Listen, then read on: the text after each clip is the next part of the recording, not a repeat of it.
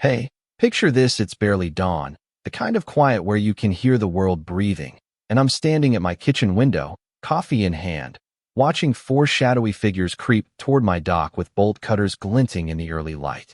They're after my granddad's old fishing boat, a beat-up 1987 rig that's been in our family longer than most of these folks have lived here.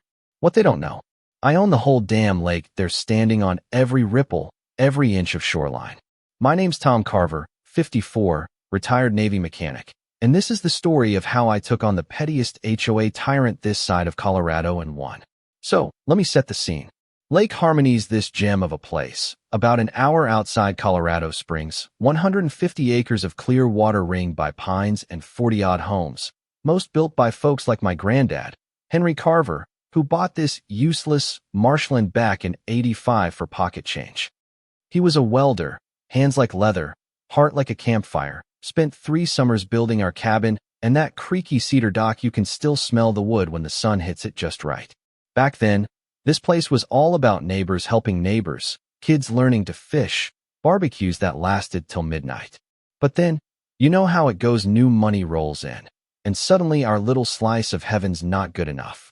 Enter Vanessa Hargrove, HOA president, real estate shark, and the kind of woman who'd probably sue a squirrel for dropping pine cones on her lawn. First time I met her, she's strutting up my driveway in heels that cost more than my truck, pointing at Granddad's boat like it's a junkyard reject. Tom, that eyesore's tanking property values. She says, no hello, no nothing, just that big city sneer. I show her the boat's registration, the dock permits, all legal since Reagan was in office. She doesn't even glance at them, just snaps. We have standards, Tom, and your little museum piece isn't meeting them. Right then, I knew this wasn't about the boat, it was about control, about her turning our lake into some gated fantasy land for rich weekenders. I could feel Granddad's ghost shaking his head, probably muttering about folks who think they can buy a community's soul. Vanessa wasn't just picking a fight with me, she was testing the whole neighborhood. Her HOA, slapped together in 2019 by a clique of newbies, started sending out violation notices like they were handing out candy. The Millers got hit for their wildflower garden, the Garcias for their kids' treehouse. It was clear as day. Pressure the old families to sell cheap, then flip the land for condos and a fancy marina. My boat. Just the first domino she wanted to knock over.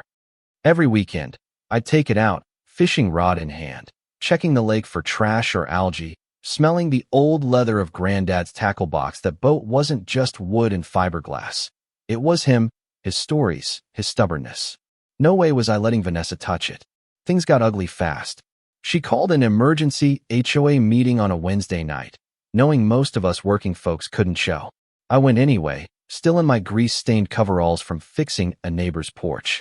Vanessa's up there with a PowerPoint that probably cost $1,000, preaching about community enhancement, $600 boat inspections, $1,500 yearly fees just to keep your canoe in the water.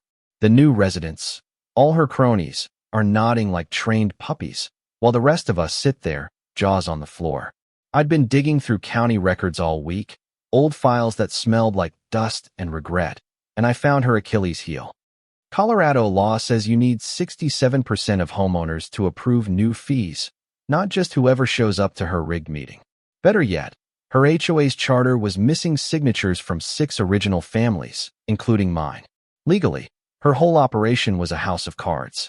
I stood up, calm as you please, and said, Vanessa, your HOA's got no teeth, it's not even legal. You should have seen her face, like she'd swallowed a lemon whole.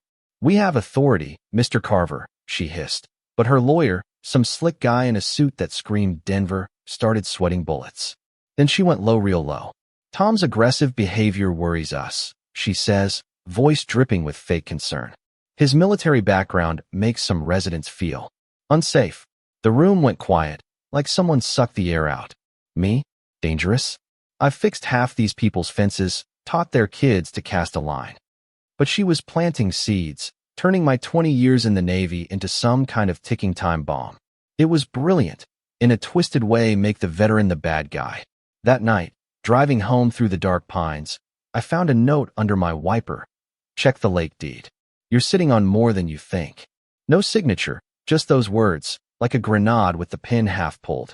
I spent 3 days stewing before I drove to the state archives, a dusty old building that smelled like forgotten promises. The clerk hauled up files from '85, and there it was, the deed to Lake Harmony South, not just the shoreline, but the whole damn lake, water rights, mineral rights, the works. Granddad hadn't just bought land, he'd bought power. Vanessa's big marina plan? Dead in the water unless she owned my lake. No wonder she was coming for me so hard. She didn't back off, though. Oh no, she doubled down. Private security boats started circling my dock, guys in aviators taking pictures like I was running a cartel. Big orange signs went up, no unauthorized watercraft. Violators prosecuted. Fancy words for zero legal weight. Then the rumors started, whispers at the gas station, side eyes at the grocery store, Vanessa's voice behind it all, painting me as unhinged, a loose cannon.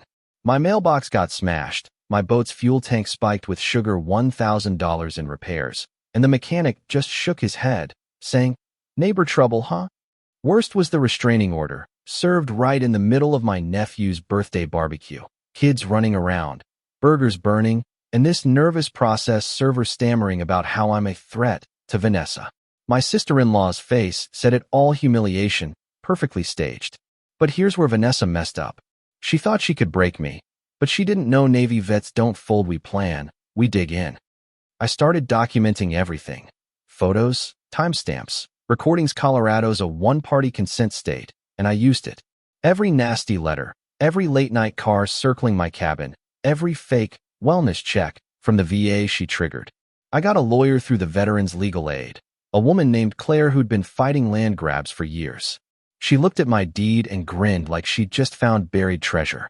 "Tom," she said, "you don't just own the lake, you own the only road to Vanessa's precious marina site.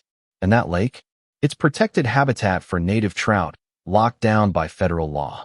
Claire's team found more old Ute artifacts on the lakebed, triggering the National Historic Preservation Act. Vanessa's marina wasn't just on my land. It was on protected ground. My neighbor, Walt, a retired teacher with a nose for liars, started rallying the old families. Even Deputy Mike, whose folks go back almost as far as mine, slipped me police reports showing Vanessa's complaints were all smoke and mirrors. The Denver Chronicle got wind of it, thanks to Claire's reporter friend, and suddenly our little lake was national news, veteran targeted in HOA land grab. Vanessa's response? She went full villain, caught on my new security cams dumping motor oil by my dock at 3 a.m., thinking she could frame me for pollution. Big mistake. The EPA wasn't buying her story, especially not with my clean boat records and her goons' leaky boats leaving oil slicks everywhere. The showdown came at the Labor Day community meeting. The room packed tighter than a sardine, 200 people, news crews, even FBI agents in the back, watching like hawks. Vanessa's up there, clicking through her PowerPoint of lies, showing photoshopped oil stains around my boat, preaching about saving our lake. I let her dig her hole, then stood up, plugged in my laptop, and lit the fuse. "Folks," I said, "this isn't community water, it's my water." Up went Granddad's deed, clear as day, showing I owned Lake Harmony South. The crowd gasped like they'd seen a ghost. Vanessa's screaming, "That's fake," but her lawyer's already packing his briefcase. I flipped to the survey, showing her marina site was on my land. Then the environmental reports, the artifacts, the works. "You've been trespassing," I said, "and polluting my lake." Deputy Mike steps up, cuffs clicking. "Vanessa Hargrove, you're under arrest, bribery, fraud, environmental crimes." The room explodes, cameras flashing, as she's let out, still yelling about her rights. I sealed it with one last jab. I'm selling lake access to real neighbors for $1 each, and this lake's now the Henry Carver Wildlife Preserve, protected forever. The applause drowned out her protests, and the Chronicle's headline the next day, HOA tyrant crumbles in veterans' victory. 6 months later, I'm on my dock, watching the sunrise, the water clean, the trout jumping. Vanessa pleaded guilty to 15 charges, 18 months in federal prison, her real estate license gone, her company bankrupt. I settled my harassment suit for $1 million, used it to fix up Granddad's cabin, fund a veterans legal fund, and start teaching folks their property rights. Lake Harmony's now a state-protected watershed, property values up 35%, and we've got an ecology station training students to keep it pristine. Granddad's $6,000 swamp turned into a legacy that's saving lakes across Colorado. Vanessa picked the wrong fight, and now every HOA bully out there knows it. So, what's your worst HOA nightmare? Drop it in the comments. I want to hear how you'd handle a Vanessa. Like this video if you cheered when she got cuffed, and subscribe for more stories where regular folks take down petty tyrants. Trust me, the next one's gonna be wild.